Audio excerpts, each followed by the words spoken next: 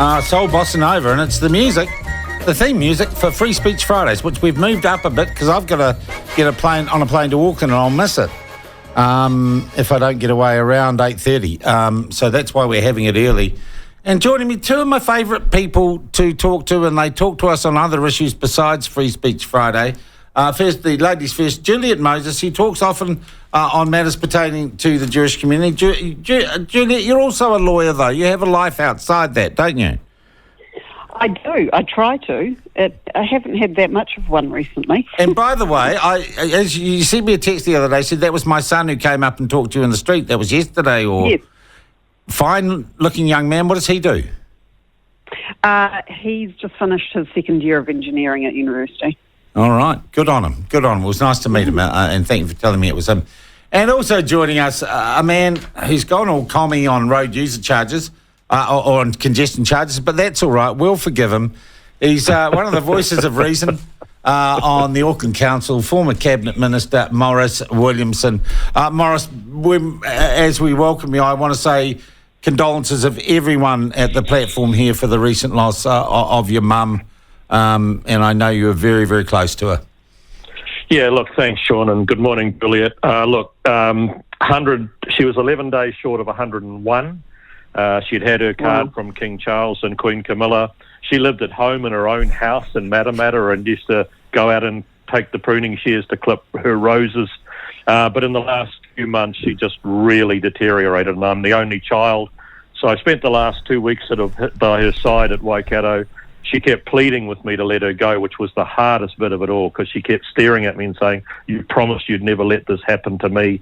And of course, I said, "Look, short of putting a pillow over your mouth when I'll go to jail for the rest of my life, we've got to just let this play itself through."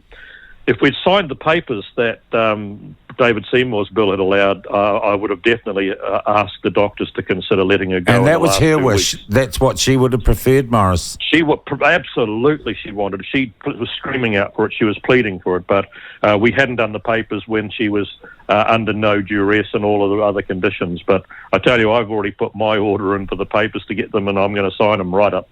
I'm a bit worried that Raywin wants to cut out the medical practitioner and just Raywin has the decision about when she ends it. That could be a very dangerous thing. I can't quite imagine how often someone living with you might want to do that. But look, it wasn't on the agenda for today. But I understand you. You're talking. No. What I'm saying, Maurice, is I actually think it's worth having a discussion on, because it's one thing we don't like talking about is death, and when people are going through it, they think it's not cool to talk. So I actually thank you for being so sort of open with us today. Juliet, can you imagine being in this situation? Do you know people who have?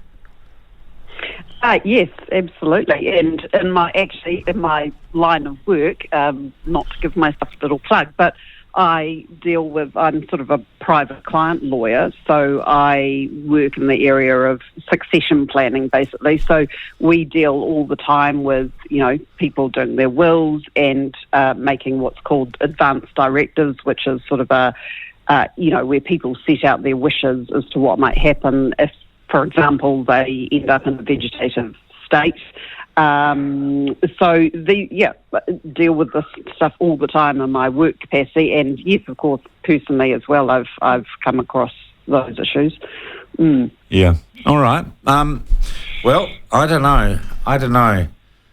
I like to think that I'd let nature take its course, but maybe if it was truly awful, I wouldn't. I'd want to give it I think it comes down to It comes down to this, Sean. Where there's life, there's hope. And if the pain is sort of manageable, and if you can still communicate with the loved ones around you and so on, I think that you should carry on until nature takes its course.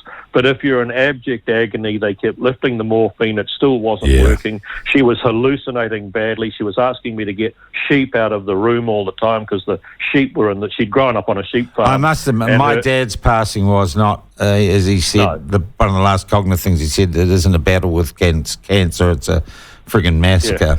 Yeah, I hear you. Well, it was the last 3 weeks of her life was something she should not have had to go through. But, to go to 109 months or 110 months and still be wandering around your own home looking after yourself, we think it was a pretty good innings. Okay. Just to add, my father he died last year, and he was very, very sick. He had cancer as well, and it was very rapid. And for about the last 5 or 6 weeks of his life, he was actually paralysed from the waist down because of a tumour in his spine. But he was still ready to battle on because he actually was not in terrible pain, and he said very clearly, I want to keep fighting this, but unfortunately it got the better of him. Yeah. Well, my mum had the heart attack, and on the 20th of November, and they said she's literally got 2 weeks, maybe 3, but it'll be less than that, and she will definitely be gone. So then we go 2 to 3 weeks of just pain, misery and suffering for a guaranteed outcome. It just didn't seem right. Yeah. All right, let's get into some other topics, and I've got a couple little minefields here, but I'll negotiate around them, to be honest.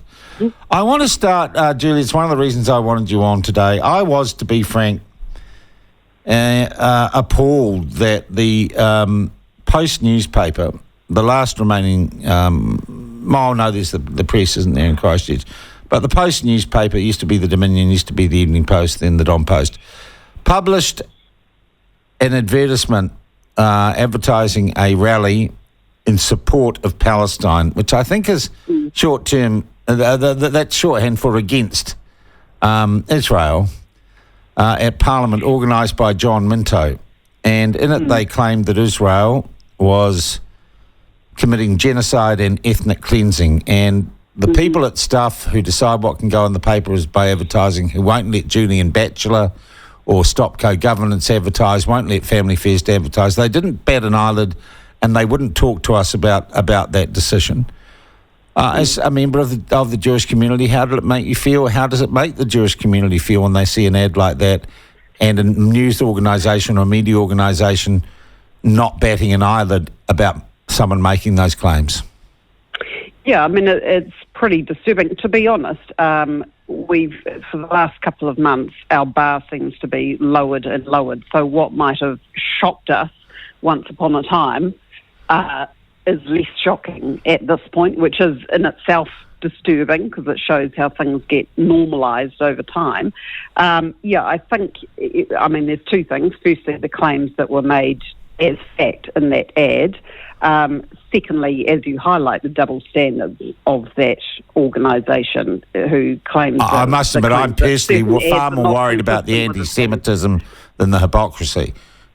Yeah. Well, it's... I suppose they're interrelated. But, the claims of genocide, obviously, there's a lot of this being bandied about, but it shows that people cannot distinguish between what was, and you've seen the screening, the raw footage. I haven't, of 7 October, what many people describe as a genocidal attack. It was clearly targeting civilians on the basis that they were Jewish, although it also, they also managed to get quite a few Arabs as well. You can't distinguish between that and the actions of an army responding to that attack that is, trying to eradicate. Have you guys complained to the ASA? Have you raised it with Stuff? It has been discussed with Stuff. We haven't made a formal ASA complaint. Are they actually dialoguing with you? They wouldn't talk with me.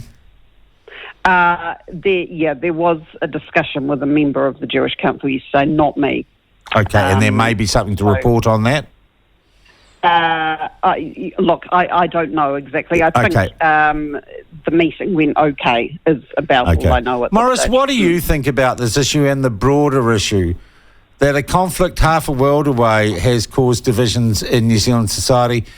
Would you agree with my premise that the people we see at these rallies are just the people who are at Black Lives Matter rallies, at the anti-smoking rallies? They're rent-a-mob. Yeah. Look, go back to the 6th of October and say who's caused this. Because on the 6th of October, everyone was going around their business and so on. All of a sudden, some of the most ghastly, just absolutely inhuman bloody behaviour occurred. And somehow Israel is supposed to say, oh, gosh, People just got slaughtered at a constant. People just got, raped and killed kids. And we're not going to do anything about it because the perpetrators of this have held up inside a hospital or a school, and therefore we can't get at them.